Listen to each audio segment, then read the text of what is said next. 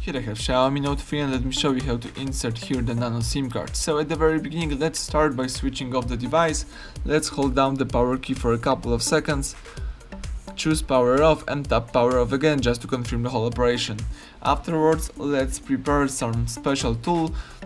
It could be the eject tool or some thumb tag, and just find the tray to your SIM card. The tray is located at the left edge of the device right here. So let's use this thumb tag and let's open this tray.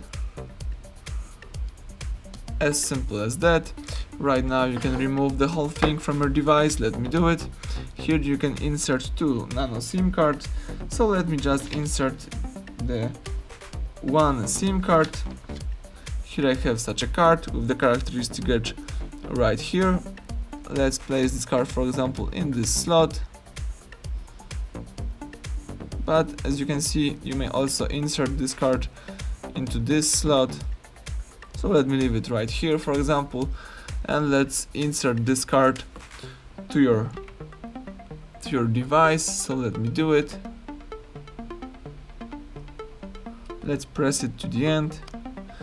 Right now you can switch on your phone and check if your cards works properly. So press power key, wait until your Xiaomi will be ready to use.